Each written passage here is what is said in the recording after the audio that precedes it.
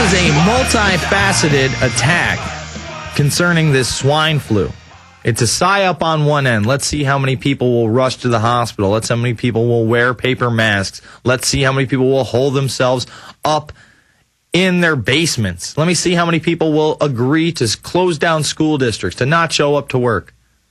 And then it's, why don't we have to loan out some more world currency to other big nations out there after we blow out the peso? That's right, Mexico. Take $47 billion in special drawing rights units, SDR units, the new global currency. Do you understand it happened? It's real. It's not something I'm just talking about or it's coming. It's here. It's here. And then, if all goes well for them, we will massively just line up and just be like, just give it to me. I can't wait. I'll take it. Oh! That's not going to be me. All right, I want to shift gears for a second, then we're going to go to, I believe it's Cliff, Matt, and more. But I want to play this video, Parents Upset Over FEMA Coloring Book. I'm not sure how long it is. It's over at prisonplanet.com and infowars.com. And we're going to just post it up right now. We got it, Jaren? Severe weather and flooding. All disasters that can have an impact on a family, especially children. All of these disasters were featured in a coloring book on the Federal Emergency Management Agency's website, designed to help children cope with disasters. But one page has parents taking the colors away. They like to color happy pictures, not pictures like that, so I don't think I would like to give my child that kind of pictures to color. The picture she's talking about is an illustration of the World Trade Center towers in New York. One of the towers has smoke coming out of it while a plane looks to be headed towards the other.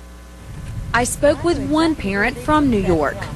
When it happened, I was right there. I could see it from my house. She says she thinks the picture might actually scare a child, since most might not understand the horror of 9/11. Oh, you think? I think there could be better solutions for a small child that's coloring. How would they color that? Yeah. To be perfectly honest, that's not something that I would put in a coloring book for a little one. She says if you feel like your kids need to know about what happened, the best way she can think of is how she handled it when 9/11 happened right in her backyard. To talk to them. That's the best way, to talk to them. Just recently, the National FEMA website took the coloring book down. Now, they do still have a few up on their website. These just don't have anything with 9/11 in them. I spoke with FEMA officials today, and this is the statement they released. We removed the content from our website after reviewing www.fema.gov/kids for appropriate material. FEMA for Kids assists children in understanding disasters, and we will continue to post appropriate material that supports its mission. FEMA for Kids not only... That's enough of that. We'll just tell the kids, and we'll help them out. We're all good. FEMA is your friend, children. FEMA, come to the camps. It'll be just... It's like they're advertising this to children like, come to the FEMA. FEMA's good. It's like a water park or Disneyland. Meanwhile, here's a coloring book with a bunch of mass death in it. What do you think? Huh? It's not just tornadoes, hurricanes, and earthquakes anymore, children. No, it's 9/11. Oh, but apparently that can't be real because it was on the internet, and everything on the internet's a conspiracy theory, according to the Times Online. All right, being a little bit facetious there, but let's jump to some more callers. Let's go to Cliff in Colorado. Cliff, you're on the line. That's a good story. That's a good story from Indonesia. Oh, yeah, it's crazy, right? Well, that woman seems to be in the know. At least she's talking about the pharmaceutical profits. It's obviously a little bit more than that, but she's very suspect of this bird flu and has every right to be. Yeah, I heard I also liked Eric's call, and I heard a caller on or guest on Alex call it the WHO flu. That's an appropriate acronym. The World Health Organization. Yeah. The same ones who dispense the smallpox AIDS vaccines in Africa. And, of course, now they've hired Baxter. And we've been wondering where all those contaminated flu vaccines went. You know, in a few weeks they're going to come out with these vaccinations. Oh, we've been working real hard, and here we got them for you. And there's a distinct possibility that they could be those contaminated vaccinations. Or it could just be the same batch of vaccinations that they didn't ship out. In other words, it could be that same contaminated vaccinations, not necessarily the ones they shipped out to everybody, but the same exact batch. You know, good point. Good point. Yeah, you know, it is very suspect to me that I feel like they wouldn't have said anything but bird flu if that story didn't go big 2 months ago about them contaminating bird flu vaccinations with the bird flu. I think that's why they had to call it swine flu, because remember, this really isn't just swine flu, it's bird flu, swine flu, and it's a human flu. So it has that three combination. It's the WHO flu, maybe. It's the WHO flu. Hey, and the chemtrails, they're a big component of this. At the very least, they compromise our immune and respiratory systems. And are you familiar with the wine or grape juice test? No. Okay, to show what we are breathing in, what's in our bodies, take about a half an ounce of wine or organic grape juice, purple juice, red wine, swish it around in your mouth for 45 minutes, not 45 minutes, 45 seconds to a minute, spit it out into a white porcelain sink or onto a white porcelain plate, and it'll blow your mind, man. There'll be all these little fibers that look like pieces of a spider web. Oh, that's delicious, and I thank you for the call, Cliff. Very sorry about that, man. Very upbeat call right there. Look at the disgusting things that come out of your body. I don't doubt it. I hack stuff up after, just breathing in a little. And I used to work on a barbecue pit where you're just like inhaling coal all day, and then by the end of the day, I got to blow my nose, and there's a bunch of black stuff, and I'm hacking up black stuff for days. It's delicious. All right, let's jump to our next caller. Let's go to Matt in Missouri. Matt, you're on the line. Hey, can you hear me? Yes, sir. I got an article for you here. I can kind of tie this in with 9/11, I guess. Mm-hmm. But it's going back Bloomberg in February 10th.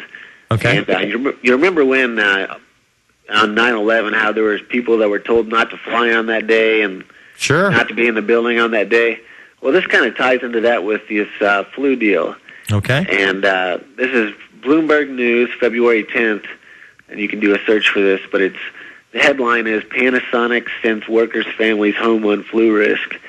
And it says Panasonic Corporation has instructed Japanese workers assigned to parts of Asia, Africa, Eastern Europe, and South America to send family members back to Japan because of the risk of outbreaks of new influenza strains. The Osaka-based electronics maker has asked workers' families to return home by the end of September. I don't know if that had anything to do with this, but it sounds kind of strange.